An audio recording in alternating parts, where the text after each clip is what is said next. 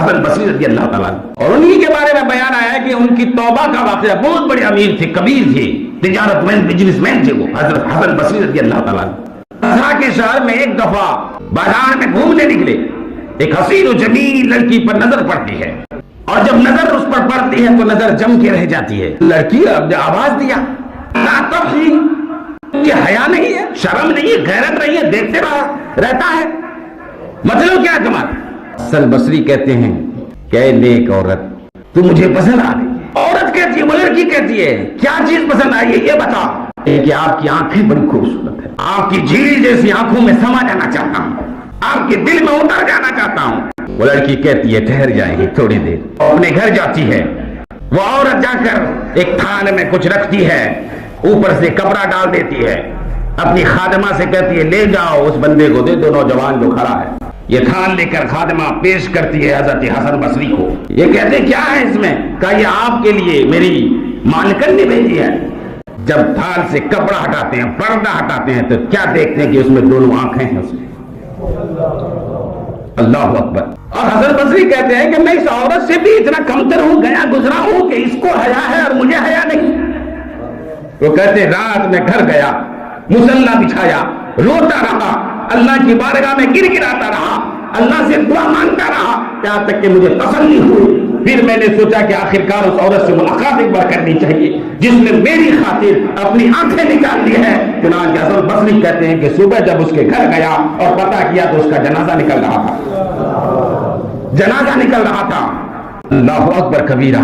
حسن بصری کہتے ہیں پھر میں واپس آیا، پھر رات ہوئی، پھر میں رونے لگا، گر گرانے لگا، اللہ کی بارگاہ میں فریاد کرنے لگا، اپنے اس گناہ پر نادم ہوا، توبہ استغفار کرنے لگا۔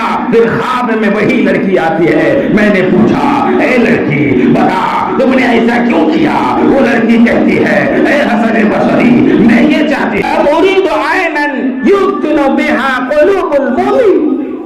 اے حسن بصری میں اس آنکھ کو نہیں چاہتی جس آنکھ کی وجہ سے ایک مومن بندہ برائی میں پھنس جائے۔ مجھے اس آنکھ کی ضرورت نہیں، مجھے اس آنکھ کی ضرورت نہیں ہے جس کی وجہ سے ایک مومن بندہ فتنے میں پڑ جائے، اس لیے میں نے تجھے اپنی آنکھیں دے دی تھی۔ حسن بصری کہتے ہیں مجھے وصیت کرو، کچھ بتاؤ کہ میں کیا کام کروں، کیا عمل کروں؟ وہ عورت لڑکی کہتی ہے اے حسن بصری اذا خلوت فاذکر اللہ، کہ جب تم تنہائی میں رہو تو پھر اللہ کو یاد کرنا، تنہائی میں رہو تو یاد کرنا۔ کہتے ہیں کہ قیامت کے دن 3 لوگوں پر اللہ تعالیٰ اپنا سایہ دے گا، اور انہی میں سے ایک وہ بندہ جو اللہ کی بارگاہ میں اللہ کو یاد کرتا ہے تنہائی میں ہوا، کوئی نہیں ہے، تنہائی میں آ کر اس نے 2 رکعت نماز ادا کی، پھر قرآن کی تلاوت کی، پڑھتے پڑھتے رونا آ گیا، اسے اپنے گناہوں کا ذکر بیان آ گیا، وہ روتا رہا، رونے کے اس آنکھوں کے اشکوں کو اللہ اتنا پسند کرتا ہے کہ کل قیامت کے دن اس کے اوپر اپنا سایہ عطا فرمائے گا۔ اللہ اکبر۔ حضرت حسن بصری رضی اللہ تعالیٰ عنہ کہتے ہیں اور کچھ بتائیے ہمیں۔ لڑکی خواب میں کہتی ہے فَإِذَا أَصْبَحْتَ أَوْ أَمْسَيْتَ فَاسْتَغْفِرِ اللَّهَ، کہ جب صبح اور شام ہو جائے تو پھر اللہ کی بارگاہ میں استغفار کرتے رہنا۔ حسن بصری کہتے ہیں میں نے ایسی توبہ کری، اس کے بعد سے میں نے کوئی گناہ نہیں کیا، پھر اللہ نے حسن بصری کو اتنا بڑا مقام عطا فرمایا کہ وہ اللہ کے ولی بن گئے، اور آج ولیوں کے تاجدار ہیں، ان کا خطبہ مسجدوں میں گایا جاتا ہے، ان کی باتیں لوگوں کے اندر بتائی جاتی ہے، اتنے بڑے اللہ کے ولی بن گئے۔